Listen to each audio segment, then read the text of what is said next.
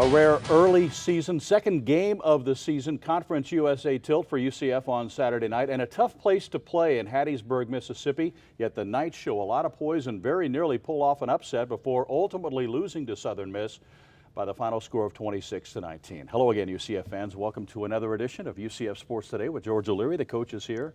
I'm Pat Clark. As always, we're happy you're here as well. Coach, this one has to be a little tough to sink your teeth into. At times, your offense showed signs of brilliance last night. Your defense was at times brilliant as well, but neither was able to put together that complete game that I know you as a head coach would like to see. No question, Pat. I thought, the game came down the back end to a onside kick, but, offense and defense got to complement each other. And I thought the first half, we have the ball for possession time, 18 minutes and change to their 9 minutes and change, and that made, and they were still winning, Southern Miss, but it was more tempo with the defense as far as on and off the field. They weren't spending all day on that field. Second half, I thought was a different story, and that was the difference in the game. I know that you would prefer probably to have played Southern Miss a little bit later in the conference season. You've got East Carolina coming up here in a couple of weeks as well. Do you think about that kind of stuff? You can't really control that as a head coach, can you? No, you play the schedule you dealt, and I think right now, I think go back, as I told the players last night, I said I thought the effort was good. I just think that we have to sustain drives, and the key to football, especially offensive football, is consistency, and we didn't have that in the second half.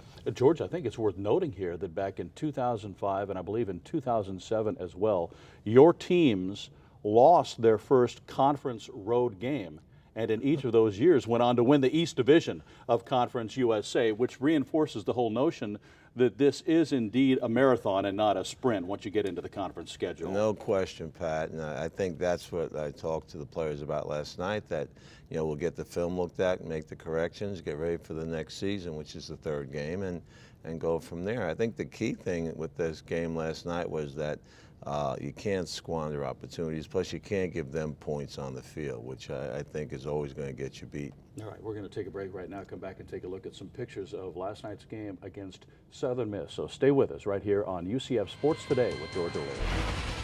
UCF Sports Today is brought to you by Holler Classic, the official automotive group of the UCF Knights. Today's show is also presented in part by Budweiser, the perfect balance of flavor and refreshment. Open up a world of taste. By the energy-saving conservation programs of Tico People's Gas. Syntex Homes. For a better way to a better home, visit syntex.com.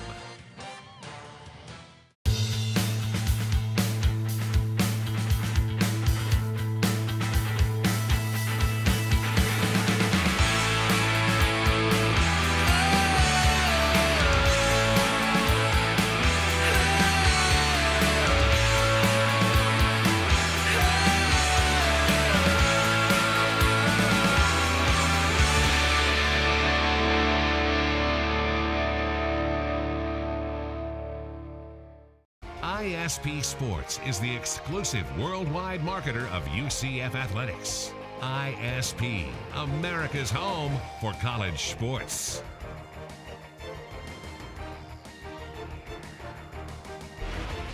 Welcome back, everybody, to UCF Sports Today with George O'Leary. Pat Clark here in the wake of UCF's 26-19 loss to Southern Miss. If someone would have told you before the game that Southern Miss would garner 409 yards of offense and you would have 194, yet you would still have a very good chance to win the football game at the end, what would you have told them? Well, we had an opportunity, but I think your margin of error is not very big, and I think we're giving ourselves not a lot of room to get things done correctly there. But I think the key was this, is that we had a chance to make some plays, made them.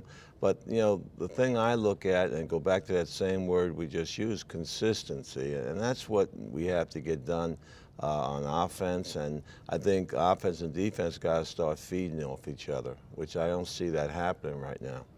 A week ago at this time, you told our audience that Rob Calabrese was your starting quarterback, that it's his team. He played your first 3 series. Unfortunately, there were a couple of turnovers in there.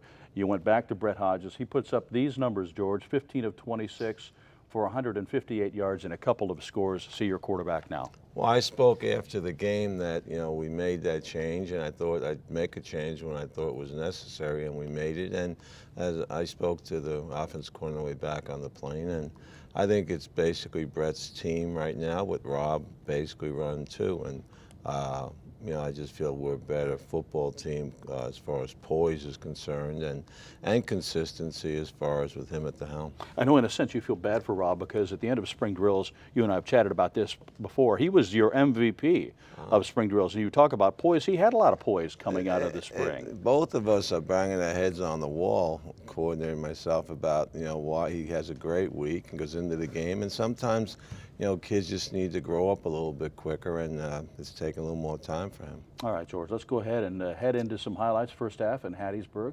It's a little wet in Hattiesburg, and you won there just a couple of years ago. Here's Kamar Aiken with the 10-yard sideline catch from Brett Hodges that would continue this drive. 8 minutes and 46 seconds it took off the clock, and 18 plays, and I know you love to see that as a coach, don't you? You really do. I think that takes the crowd out of the game. Two good throws, consistency there, and that's what you want. Again, this is what we got to get touchdowns down there, and field goals are great, but touchdowns are the key, and that's impressed upon the team. That was a Nick Katoy 28-yard field goal. Then on your very next possession, Brian Waters will make a 20-yard grab. Again, this is Brett throwing, showing a lot of poise in the backfield as well. A couple of catches on the night for Waters. He sprained his ankle, didn't he? Is he okay? Toe, and he's on. Hopefully he won't be out, but I don't know that yet. Rocky Ross with a 29-yard catch right here. This ultimately would get to the Southern Miss 5-yard line.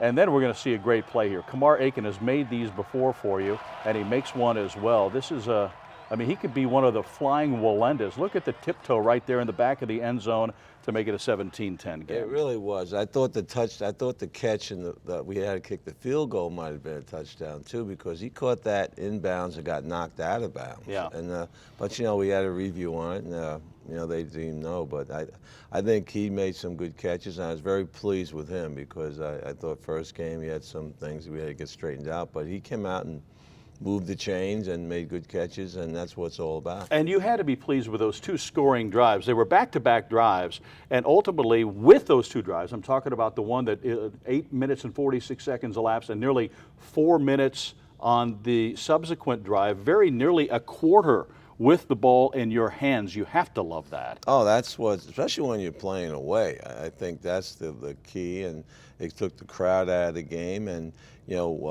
really you go in halftime, and I think we had given them 7 and plus another 3 with a penalty, which wasn't real smart play on our part, but they were out of field goal range, and that's 10 points going in at halftime. And again, those are things that we can't keep doing. I think that's really what's taken some of these scores out of whack. You talk about mistakes being coachable. Is that something that's coachable?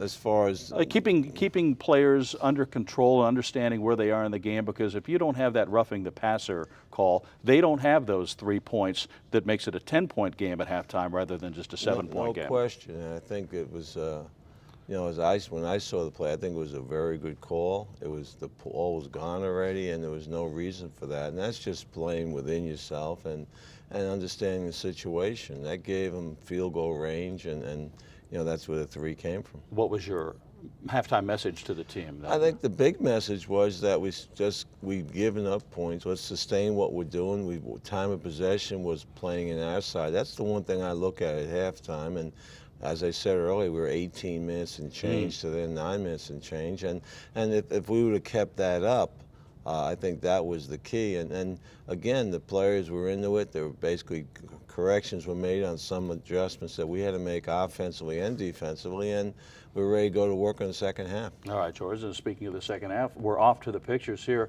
And the first thing that we're going to see, Coach, is a great 4th down stop. Watch Bruce Miller coming in, drilling the quarterback. 4th and 4 situation and an 11-yard loss right there. Great play, and he's really playing very, very well for us. And I thought the kicking game was great as far as, when, again, fumble on this, great field position, and You know, that's what you want, change the field real quick. Boy, ain't that true. Reggie Weems was Johnny on the spot right there to pick up the fumble, and this would lead to a scoring drive. A.J. Guyton with a 13-yard catch that gets you to the Southern Miss 34-yard line and in field goal range. And here's Nick Catoy with a 50-yard field goal, Coach. I tell you what, I turned and asked him, can you make it from here? And he goes, and the wind was a little bit in his face, and I thought he did a great job. Well, now we're late in the football game. Southern Miss has just gone in to make it 26-13. UCF out of the game? Well, no, not really. Take a look at this. Newsom with an 89-yard kickoff return that would go all the way to the 5-yard line, Coach, and suddenly new life for UCF. No question. You had an opportunity to make it, kick an onside kick, and get right back in the game here. And this was the very next play. Rocky Ross, 5-yard touchdown catch back of the end zone. Unfortunately, the subsequent onside kick did not work, and Southern Miss escapes at home. 26-19 was the final. In the game, though, right until the very end, George. No question. I think the big thing was that, I tell you, the receiver for them coming back, I think, was a change also. DeAndre Brown, he's quite a talent and stuff. But I think the big thing was that, positives were I thought we showed, with the drives and controlling the ball and through the pass and run, I thought I was very pleased. But I thought, towards the end there and probably too many downs on defense, we just started missing some tackles that we have to make, which gave them that and the yak after the catch I was more concerned about. Is some of that born of your defense just being tired so late and spending so much time on the field? Well, you can't accept that as a coach. Right. I think you're in position to make a play, you have to make it. Okay, too many big plays for them as well, huh? Well, I thought it wasn't the catch, it was the yards after the catch that I think we got to close and be, more aggressive in some of the things we're getting done. All right, we're going to take another break. We talked a little bit last week about tailgating at UCF, and we're going to revisit that. You want to know how tailgating is done right? Stick around for that. Coming up on UCF Sports Today with George O'Leary. The Knights Kids Club, presented by Chick-fil-A, is an exciting new club just for kids 8th grade and under. Call 407-823-6165 or log on to ucfathletics.com to join now.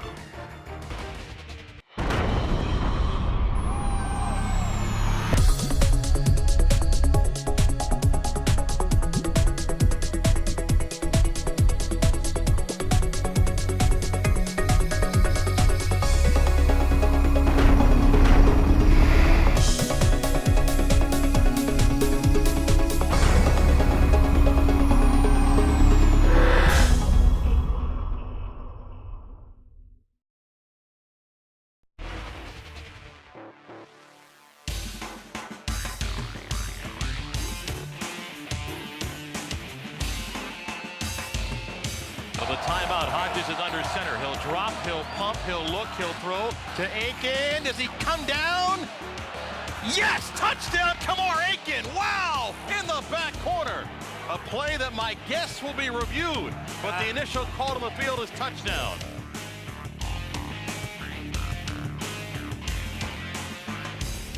Another great play from Kamara as we return to UCF Sports Today with George O'Leary. We don't spend a whole lot of time talking about freshmen and people who make a difference for your team, people that you may not have expected would. Walk-ons who ultimately make a team. One who gets a scholarship that is coming to mind right now is Billy Giovanetti. His brother Nick is also on the team. They both travel. Billy has become a great H-back for you early in his UCF career. And this is one of those legacies. His dad was a member of the first UCF team, one of the Hall of Fame members. He was an All-America as well. So this has to be kind of neat for the family, maybe neat for you as a head coach as well. Well, great family and great kids and stuff, and both of them play to the whistle, which is what you're looking for. So I'm very pleased to have them in the program, and parents that are very supportive. So we're pleased that way, and Billy's getting some playing time with a certain personnel group out there. So I'm pleased for him. Are you surprised a little bit as a head coach that maybe you're counting on more freshmen now than maybe you used to as a head coach? Is that a trend that you're seeing not only at UCF but maybe around college football? I think all around. You don't see them being used up front, offensive line, defensive line, but the skilled athletes, you're seeing more and more of them on the field. Like we started Josh Robinson at corner last night, true freshman, and I thought did a very good job for his first start, and I was pleased with that. Kamar Ismail is playing very well for us. So I've been pleased with the freshmen that we have traveled. We traveled with about 7 or 8 of them. I think it's a great experience for them, but more and more are seeing the field and giving us a pretty good playing time. Yeah. Okay, let's shift gears here a little bit. We spoke on this program a little bit last week about tailgating at UCF games, and you can have all the controversy you want, but if you want to know how to do tailgating the right way, take a look at this. Well, the Moat is a tailgate. It's it's an organized group of friends, and it's basically a tailgate co-op that we started about 10 years ago. On average, the Moat will have somewhere around 75 to 90 people come. In addition to that, we certainly invite the athletics people, the GKC people, so we'll have another 10, 15, 20 people come through as well. Well, actually, it started out with the old standard, somebody brings the hot dogs, somebody brings the buns, and you grill up the hot dogs and you go looking for the buns, and the person responsible for bringing them wasn't there yet. Kind of thought, wouldn't it be nice to have everything here at the same time? Just kind of took over and started, doing all of the prep, and we just all co-opted. The most important thing to remember when you're tailgating is just to have fun, have a good time. That's what a tailgate is all about. It's just coming out, camaraderie, seeing family and friends, spending time with people that you normally don't get to spend too much time with, and just letting the worries of the world go away for 8, 10, 12 hours. Preparation for game day starts actually before the season as we determine menus for each game. Friday afternoon, Friday evening, a lot of pre-cooking, kitchen prep, that type of stuff, the stuff that's easier to do at home than out on the field. Oh, a good tailgate starts out early in the morning, when you're set up and you're sitting there and when it's a little bit cooler out. Because for us, we have a crew go out, set up, so there's 20 close friends just sitting out there chit-chatting. We make breakfast. We continue to make breakfast as people arrive. And then as the day progresses, it's our time to relax. Being on campus, it's just, you have your own stadium. It's your place. People just get excited about being here. It's ours. In a nutshell, that's it. It's ours. Probably the thing I have the most pride in with the Moat is the people that have gotten involved with UCF athletics through it. Coming to tailgates, coming to games, having a very good time, and then coming back and continuing to come back, and then getting other people involved who come and come again and come again. Nice piece. I don't know about you, but I'm kind of hungry right now. They look like they're having fun out there. You know Mike Couillard, Yes, pretty cool I guy, do. and you like what they're doing. Oh, with that he's at a weight game. He goes to everything, and I think I see it because I go right by it game day on the bus and stuff. They seem to enjoy themselves, and I think that was a great piece on game day and things that take place the correct way. And they set up right outside the south end of the stadium and have a lot of fun. And that has really ballooned, started small, and now it's something almost larger than life. And what occurs to me as I'm watching this, that you have probably never tailgated in your life, have you? No, I haven't. I'm thinking that, gosh, George O'Leary's been around he's been coaching probably since he's 19, 20 years old. You've never tailgated. If you could tailgate, what would your perfect tailgate fare be? If you could select a menu for your own tailgate, what would it be, Coach? Pretty much, I don't have a problem eating anything at all, but I think it looks like the food they were serving pretty good. Oh, come on. You could have done a lot better than that. No, it was a good answer to a poor question. Touche. We're going to take a break and come back and look ahead to this week's game against Buffalo. That's next on UCF Sports Today with George O'Leary. Be sure to visit Buffalo Wild Wings in Waterford Lakes every Thursday night from 7 to 8 p.m. during the season to hear the George O'Leary Radio Call-In Show.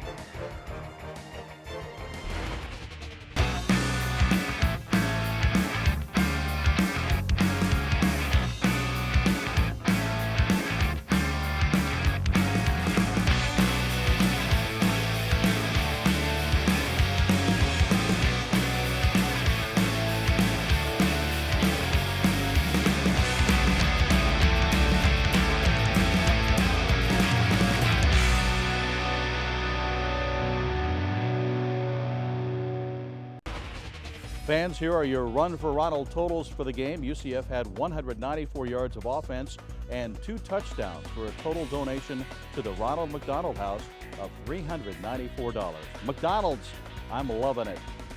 Okay, everybody, welcome back to UCF Sports Today. Pat Clark here with the coach as the Knights get set to step out of Conference USA play for 1 week before they step right back in. You've got Buffalo coming to town this week, and I know you've still been looking at film of last night's game, but what do you know about Buffalo? Basically, they beat El Paso the first game on a last play, situation, and that they played Pitt yesterday. Look, I haven't seen the film. Scored 27 points yes, against they Pitt. did. Yeah. So we'll get, but treat every week the same way as far as preparation and getting ready, meetings and practice. So we'll get after it today once we sit down, and that's what happens. We get back on a trip and we sit down and you look at last night's game, get that graded, and then turn it right around. You're heading into the Buffalo game. With practicing Monday morning, Sunday's a real work day for us. And you as a head coach catch most everything that happens on the field. What do you glean when you sit down and look at film from the previous year? You actually find stuff that you didn't see during the game? Does that typically happen every week for you? I think the worst seat in the house is the sideline.